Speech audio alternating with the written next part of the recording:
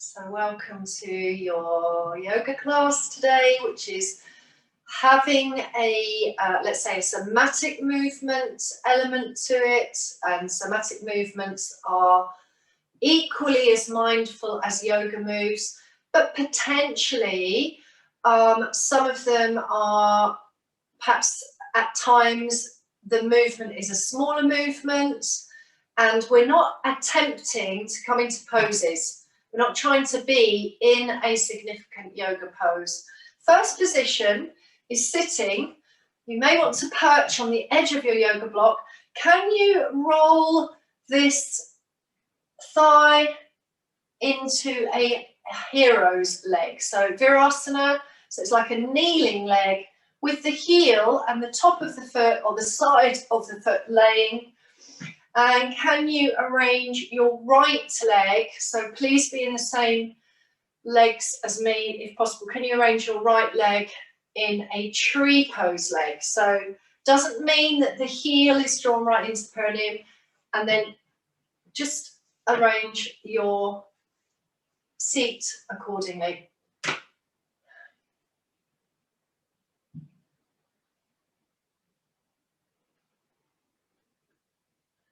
So we are beginning with this seated arrangement. Right leg looks like tree pose, Vrksasana. Left leg is in Virasana, hero's pose. Make sure your pelvis is as centered as possible, although it's not uncommon to be a little bit lurching over to the right. And with your arms beside you or relaxing, crown is on top of the shoulders, shoulders on top of the pelvis. Try to stack your spine in a relaxed but alert fashion. And as it's pretty chilly today, do make sure you're warm enough. And let's begin with mindfully receiving the body here now and really welcoming into your practice every sensation that you feel, including your energy. So let's bring the breath to the forefront of this practice.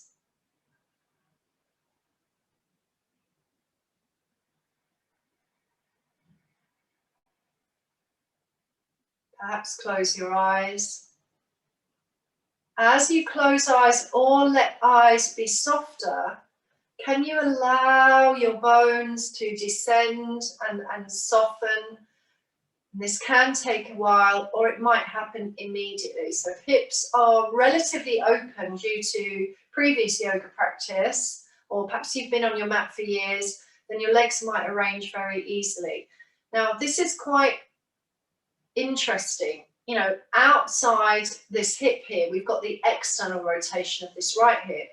And so what I mean is outside, we see this seat as maybe mermaid sitting.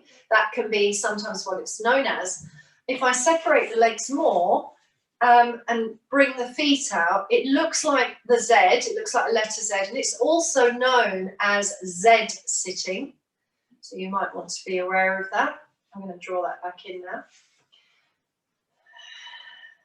And can you let your trunk not collapse, but can it sit deep into your hip socket? So we're going to actually start with releasing around the shoulder zone. Bring your right palm to rest on your left shoulder and feel how that when your right palm rests on your left shoulder, you can give it a little rub and it can feel quite comforting. And then bring your left hand to rest underneath your right elbow. So right palm on left shoulder, left palm under the right elbow. So try and hear those instructions, because if you look at the screen, I'm not practicing this in a mirror demonstration. I'm doing the same as you. Right palm on left shoulder, left palm under right elbow. And then just guide by pressing. Guide your elbow to lift up and then allow it to roll and slide down. So I'm giving myself a light pressure as I assist the movement of that elbow, and that arm is, you know, creating that V shape in front of my body, and I can feel my clavicles just rolling, I can feel my shoulders gliding, And I'm just lightly pressing the bone, and my right hand is just lightly on top of the left head of the arm bone there as it enters this, as my mind and body, I should say, enter this lovely movement state, glossy, moving up and down, maybe 5 times, breathing all the way through, softening the face, teeth, lips and tongue, and allowing the crown to be lengthening. And you might again want to slow this down. How easy is it? What is the range like as you support the movement of that right arm? And then bring it to center. So I'm kind of approximately letting that elbow be in line with my collarbones. And I'm just going to keep moving left and right now, and find a movement left and right, but the movement's coming from the rib basket. So it's like this, the ribs are turning, but I'm again just supporting, right hand on the left shoulder, left palm under the elbow. And maybe I soften that elbow down and spiral. And then I'm going to allow that movement to be more definitive. So with the left palm resting, the right elbow resting into the left palm, I'm going to pull a bit. I'm going to just cosset that elbow and pull the elbow to my left, pull the arm to my left, and rotate to the left and look left. I'm just going to observe the flowing energy through the breath. And then slide back to center. So you and I are now seated again in the middle of the body, crown above the tailbone as best we can, and trying to sit quite grounded into our mat, earth or cushioning. I'm going to try that again. So I'm just going to guide the movement of turning left, almost as if my arm is a little rudder on a boat or a driving wheel. I'm going to draw around to the left, let everything spiral,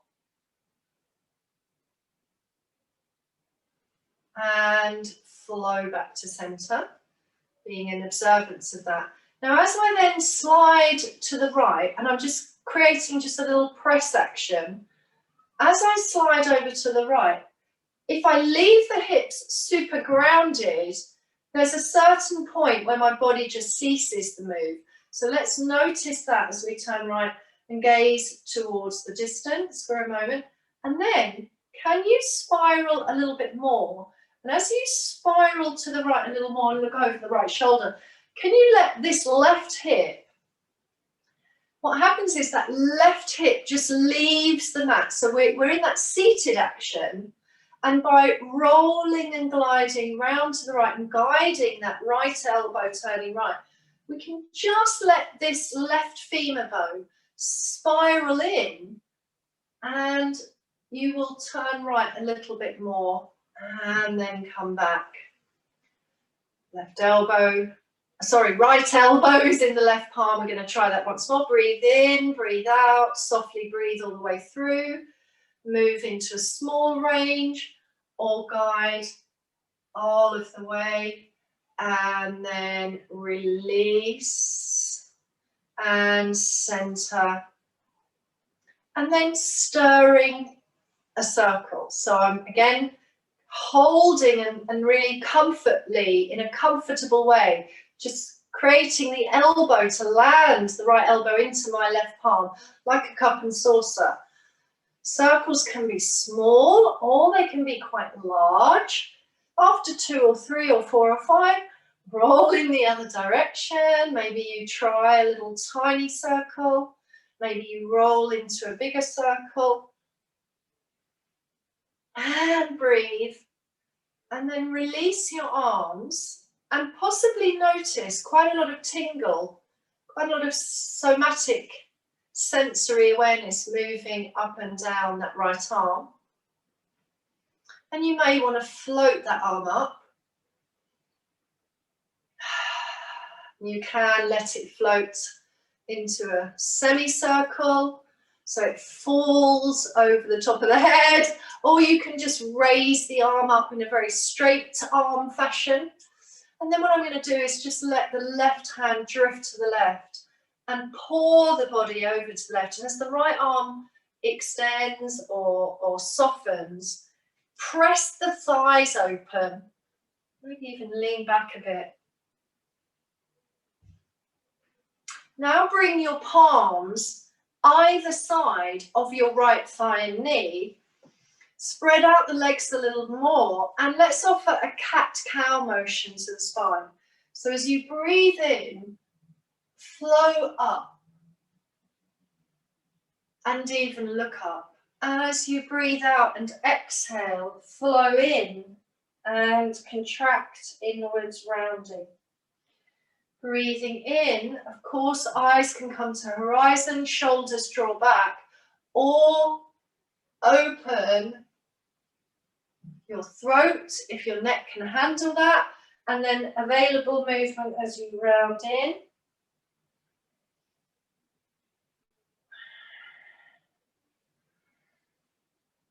Flowing a few more times, inhale, exhale. Please be patient with yourself and notice what is stuck, what is moving.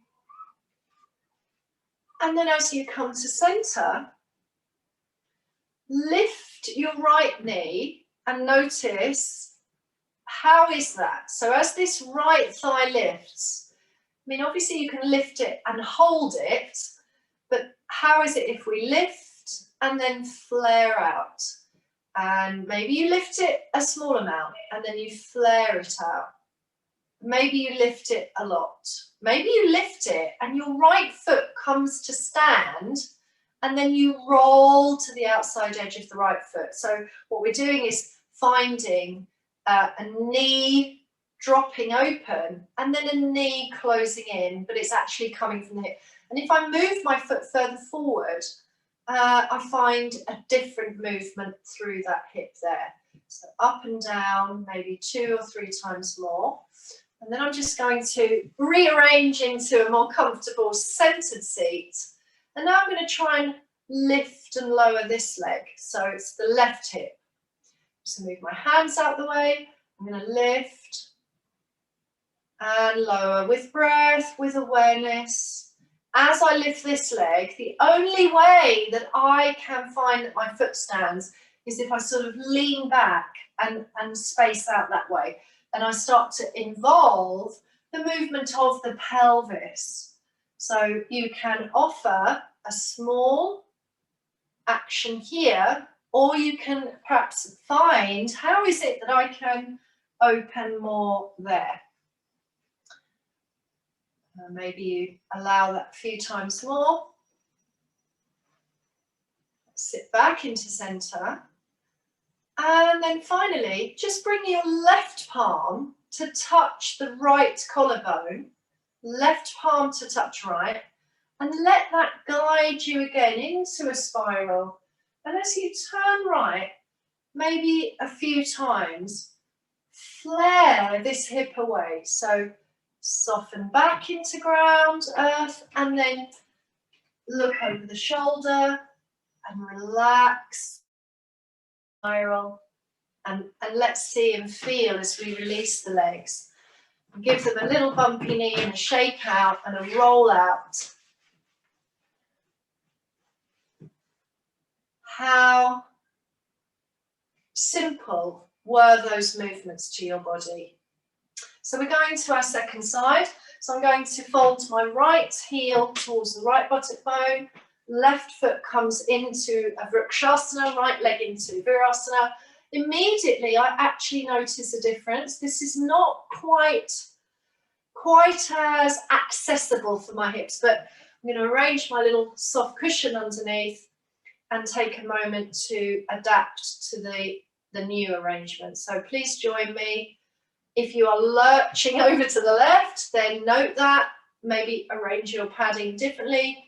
And if your knees don't fold quite so well, then just arrange as best you can. So maybe you have to come out a bit more into the sort of Z type sitting, or maybe your right leg has to be straight. So I'm trusting you to really prioritize the best way you can arrange the hip. External rotation in the left, internal in the right. Let's move initially into our free area of shoulder action and rotation there. So I'm going to bring my left palm to come onto the right shoulder like a cup and saucer, and bring my right hand supporting the elbow, sitting centered, and start to raise and lower the humerus bone. So the arm bone is going up and down, and in fact, I can press it gently upwards, and the elbow covers my eyes and goes up and down. And if you notice without that hand, it's not that you can't do it, but it becomes much more effortful to do that without the help of the other arm. So notice that this is in somatics, just it's like a whole body exploration as you just join in with this and try and find that glossy movement up and down. So please allow that to happen, perhaps even six more times. Oh, just suddenly felt the need to take that fleece off, and you might be able to see this better now. Yeah, so moving up and down and breathing and sitting quite heavily into the open thighs and hips, and just allowing this lovely peaceful movement to come into the body. And then I'm going to kind of feel centered and just try and twist the ribs left and right. Now, if I wasn't holding the arms in this position, it might look a bit like this, yeah? So just a rapid kind of turning of the ribs, but keeping the head centered. But now I'm going to allow that to be guided. So I'm going to draw the right arm across, almost like an arm scarf, and let that guide me. Turning right, looking over the right shoulder, breathing, and then drawing back, noticing where it feels a bit stuck. Inhaling, exhaling, trying to turn right. I'm feeling quite a pull, of course, down that left side, feeling a lovely release along the left arm. And then what will most likely turn more easily is as I just sort of guide the arm like a rudder. And I turn left, and then release back. But I'm now involving the femur bone and the pelvis in that rotation. So I'm going to guide my arm rudder to the left and look left, and then I'm going to draw back. And again, notice what happens. This right femur bone rolls and lets you spiral. So what starts as an isolated movement, perhaps in the head, neck and shoulders, starts to create that kinetic chain of movement. And remember that when we flow in full entirety, our bodies move more naturally and more successfully and in functional movement. We don't really pick something up and go recruit bicep curl. Do you know what I mean? We don't operate in our daily lives like that. So from that lovely sense of rotation and moving over one way and looking around and breathing, and then releasing back the other way perhaps, and you can enjoy more of that. Release the arms, take a moment here.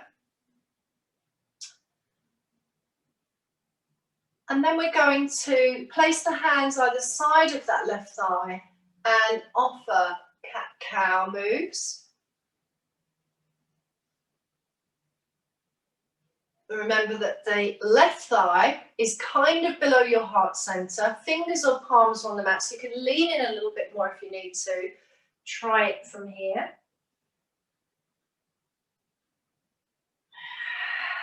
Maybe you bring your hands to stuck under the shoulders and you try and explore the movement there. So be in an inquiry of that movement all the way from tailbone up to your crown. What is also happening in your hips? Can you feel the pelvis involve as the tail is moving into anterior and posterior tilt? And then center your body. We're going to come back to that shoulder area. So bring the left hand on the shoulder, the right palm to support. And let's draw some circles. And circles can be small, or they can be medium or large. And how easy is it to turn that way? And please try not to be alarmed if you suddenly hear some thwack or clicking or sucking sounds, you know, as the joints move, because we are chemical and electrical, but essentially we're also fluid filled. We are 80 or 85% fluid filled. Let that happen, and then release, and maybe I float my left arm up and down and around. And perhaps you join me, and perhaps you come out and up in a more significantly strong arm way. And then lean to the side, and how does that feel? So I've got the right palm down and I'm leaning away from that left tree leg. And of course we can also go the other way. Yeah, so we have to do everything the same on each side. You can explore. And then I'm going to turn again. So I'm going to now place my right palm on the left shoulder, just at the front of the collarbone or across the chest, and just guide the gaze round to the left and let that hip roll with. So let that hip and pelvis spiral and look over your shoulder, and maybe you'll notice you've turned a lot further than the previous exploration just now. So see if you can freely spiral further. Let's sit in the center again, and I'm going to start by lifting this tree leg. So this is coming from the hip and groin, and if it's very stuck, you could help it to lift by using your hand. Help that coming up. You could also move the leg out a bit and see if you can stand the foot and then release. Yeah, so just please remember, we're here not to harm. So can you place the foot flat and then roll it out? But remember that I'm also not trying to force the bones down to the earth. I'm more interested, and I hope you are too, in the glossy nature of this hip. Can it stand knee above ankle, and can it also open out? Then I'll rearrange. And then similarly in this leg, can this thigh open a bit and close? How is that being felt in the body? Can you feel that movement, and is it easy? And maybe I lean back in order to arrange the opening there. So I'm going to close that Virasana leg and then open it out, close it and open it out, and observe that. Then reset, let the muscles just surrender again, and then unravel. A little fanning, bumpy knees, roll the legs in and out. And often when we're really trying to release tension from pelvis and hips or shoulders, because shoulders and hips of course, very deeply connected, because we are one whole body, one whole muscle folded 600 or so times, then we do tend to be anti-gravity. When you're standing, you've got to use a lot of tonality in your muscles. So we tend to be anti-gravity, i.e. down on the ground when we're trying to create releasement. So we're going further down to earth, but I'm going to sit for a moment to show you on the screen what we're going to be allowing next. So you will be lying on your back very warmly and comfortably. And what I'm going to invite you to do is release your left leg down to the earth, and then just again, let your right thigh fall open. Don't feel that again, it's got to fall down into Janusashasana or a seated pose, because you'll be lying down. So you're going to let the thigh fall open comfortably, and remember you might even want to support that with a cushion, and then you'll be placing the foot back to stand. So you'll let the knee fall open, breathe, and then place the foot back into a standing leg. And it's called knee drops. Now you can have both knees bent, but I think it's quite nice to let the left leg go long so that you really recognise this is the right hip that you're dealing with. Once again, if you want to be really supremely comfortable, maybe bring that little scatter cushion under the back of the head. Maybe it touches your shoulders, and try not to let those shoulders hunch. So lift torso, slide shoulder blades widely down, slide arms down. That right knee stands up to the sky first, and then just let it drop open. And as it drops open, let your nose and gaze also turn right. And you are you can see that thigh in your peripheral vision. As you draw the knee back to stand, bring the nose back up to the sky. So we're going knee and nose to right. Relax everything, completely soften here. And then knee and nose back to center. So this is a meditation in action. Notice how your spine is arranged. Are you contracting unnecessarily? Are you pulling your abs in? If so, why? Can you be softer? Can you let joints move? Can you let bones relax and muscles follow with?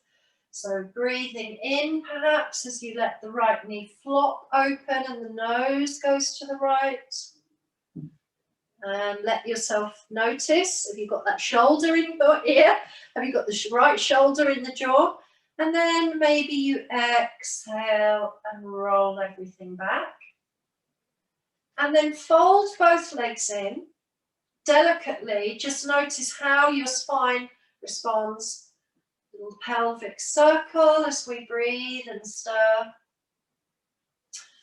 Place your feet into semi-supine, slide your right leg down, let it really soften. Your left foot is not jammed into your buttock bone. You've got a foot that is standing, it's clearly resting. In fact, could you feel your left foot? Can you feel the whole surface of your foot rather than just the outer edge or the heel? Could you let the whole surface of your left foot be softly meeting the earth? Your knee is pointing to the sky, as is your nose.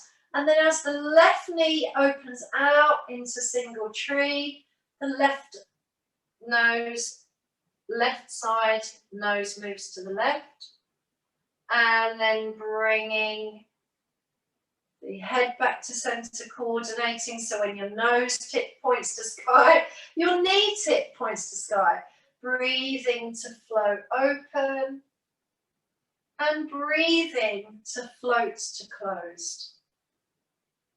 Breathing to float open.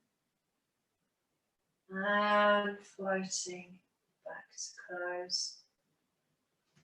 Step both feet in. As soon as you stand on both surfaces of the feet, just walk them away maybe 1 inch or 1 centimetre and let the femur bones descend. So let them drop in. Let the waist relax, let the belly relax, back ribs, let your heart soften. This is constructive rest pose. Inhale, exhale. Are you feeling quite restful? Can you observe? Back of skull, shoulder blades, pelvis, feet. Slide palms together now so that your hands come into prayerful namaste pose, and then the fingertips point to the sky, and the arms are not low down by your belly, they are in line. So can we have a long extended arm, please, everyone? And can those arms not have bent elbows? And can the arms be dropping? So the arms drop into the shoulder socket as the femurs drop into the hips. And then I'm actually going to walk my feet together. So walk your feet to touch, the inner arches touch, the knees touch. Keep the pelvis heavy and stable. Now as your nose and head turns right, let your arms reach to the right, but instead of dropping the right arm and the left arm coming away, just create that arrow, and please don't let your hands slide apart. So this is known as steeple. So reach those arms and then coming back. Remember, your knees are static and steady, and they've got hot cups of tea on the knees. Now, looking at your thumbs, reach your arms to the left and your nose follows the thumbs. And then come back to center, breathe, and again, roll. Now, as you start rolling more quickly, that could work. Can you notice your head is rolling in exact coordination with your long steeple arms? And what I notice from this movement is how many of us are bending the elbows, sliding the hands, and essentially, I would say, almost cheating ourselves. So even if your range is frustratingly minimal, then that is talking to some stuck areas in your shoulders, or even lower down the chain, or even in mainly possibly the rib baskets. So can you be honest and let that rolling action, as you turn those arms and you turn with, you are not sliding the hands apart or bending your elbows or separating your arms. As you repeat the motion, it will become easier, and it would be like one shoulder blade lifts away, but let's remember we are trying to keep the legs centered and steady. Finish the one that you're on and relax your arms down. Let them lay down. And of course, now as we roll the knees that are together and the head is centered, let's keep the upper body still. And as you roll your knees, that hopefully feels really simple. Possibly you roll and the knees go all the way down, but that's not essential. Massaging across your sacrum. As you inhale through the nose and exhale through the mouth, have a little soft sigh. Let that be really beautiful. And let's now center again. And you may want to lift the head and just check, and your knees can come apart if that helps, or your feet are again joined together. I'm going to come back to the steeple arms. And as the body twists a little to the right, so I'm going to interlace my fingers, almost clasping them now. And I'm just going to let my knees travel to the left. And my elbows want to bend, so I'm going to re-lengthen. And that is really quite challenging. In fact, my head has turned right and much further than the arms. Pause and breathe, draw everything back to center. Move your head and arms to left. And move your knees and pelvis to the right. Pause and breathe. Coming back. Take a moment. Again, can you find the opposing action? And breathe through that, please, and allow that to slow down. And if you're having real trouble moving the ribs one way and moving the pelvis the other, so head and ribs are moving one way, pelvis moving the other, then just separate the actions again so that you move your hips for a while and then you move your torso for a while. So let's allow just a couple more explorations there. And then you will release your arms out again, shake them out and have them really soft and down, and have your feet as wide as your mat. So this will bring us back in to that mermaid sitting action, please. So you're lying, you are lying on your mat. I'm just showing you the demonstration is seated. You're lying down, and as you have your feet wide, roll your legs to the right, and you'll notice right leg comes into tree pose, left thigh comes in to Virasana, and then roll the other way. And you, as I say, are lying, and it's should be just as glossy and as smooth as you can make it. I'm looking at the screen as if I'm really connecting with all of you in the class, but can you please find that your gaze is up to the sky, or better still, your supine? Why not close your eyes? As your legs roll to the right, the leg and femur bones, right side external, left side internal. Linger here now and stop. Cease movement. And is your left knee able to drop down into the gap? And is your rib left and right? How is that twisting? How does that feel? Can you breathe very luxuriously across your body? Inhale, exhale, and then rolling across the other way. Linger and savor as you drop the legs. Stay here, soften the jaw. As your right thigh drops down, can you feel that? Can you lengthen your hip? Notice perhaps you come into a light back bend there and enjoy that, and then roll back and feel how your back lands on the mat. You can allow this to be very mild, rocking side to side mildly or dropping bones to earth. And then we'll bring the knees into the chest again, hugging. So really draw them in so you get that lovely feel sense of rounding. Cup the knees with your palms and circle your legs. Breaststroke legs as they come out and join together. Fold, release out. And then I'm going to put the feet down and circle the arms. The arms can come overhead and all the way around, or of course you can create little circles in front of you, or you can go into really big kind of helicopter, huge circles both directions. When you're ready, lay on your side or roll to sitting, and we'll come back to our first seat, which was here, wasn't it? We were sitting with right leg in the tree pose, left leg in the hero pose. How do you find it now? I feel personally that I'm sitting really very grounded. Allow yourself to observe. And then join your palms. So we bring our steeple from the heart center. Bring that forward. You may want to interlace or come into affirmation mudra. And spiral left and right. You can look right, you can look left, and then you can come into the center with the head. Just see if you can spiral those ribs.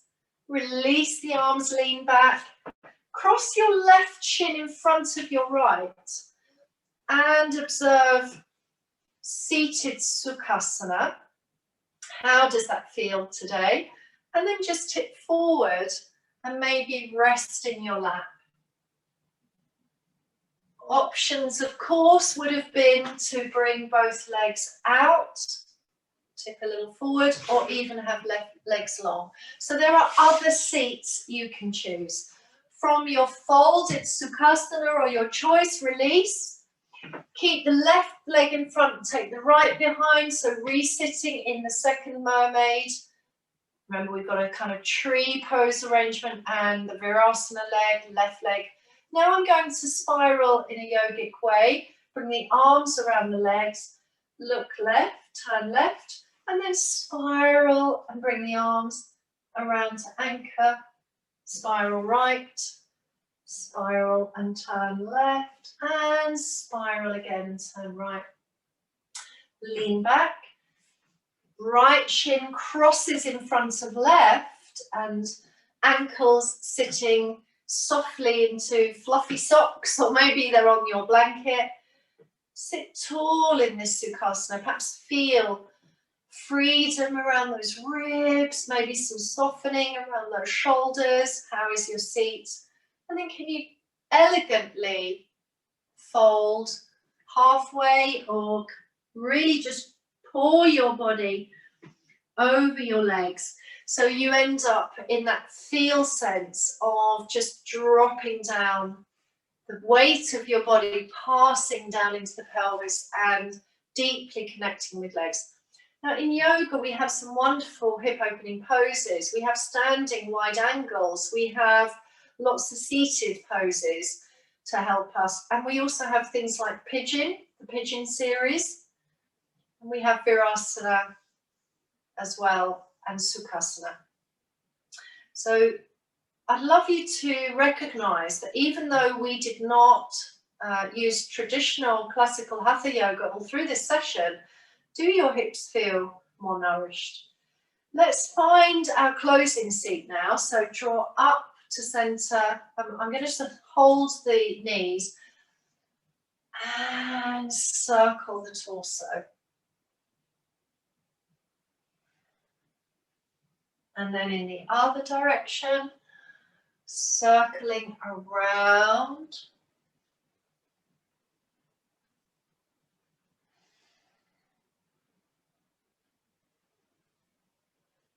Trying to really involve the shoulders as well.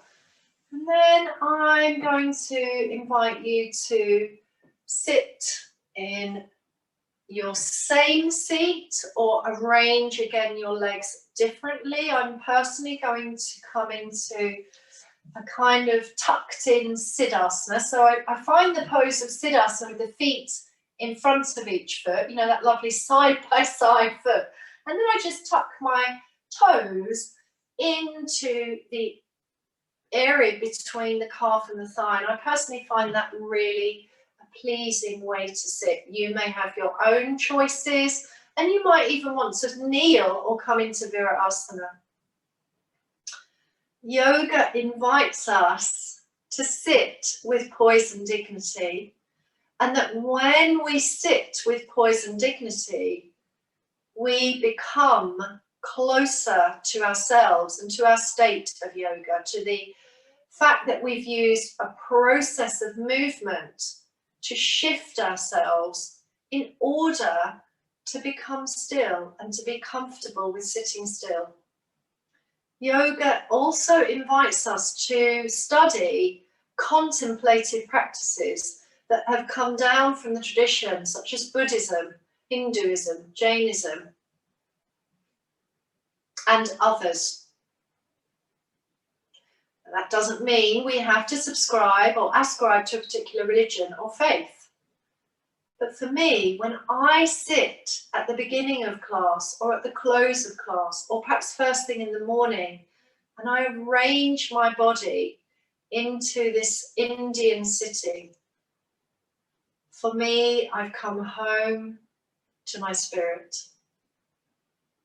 Close your eyes if it's helpful. And join me as you too come home to yourself. Perhaps open your heart. Connect to this beautiful, peaceful energy. And remember that we all have the ability to create a loving peacefulness. But in order to find that, it can take patience and discipline and due diligence. Please join your palms into Namaste. Lightly bow your gaze with eyes open.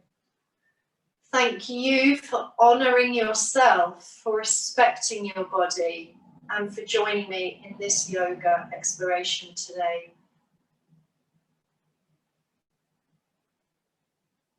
Hope you have a really lovely week ahead.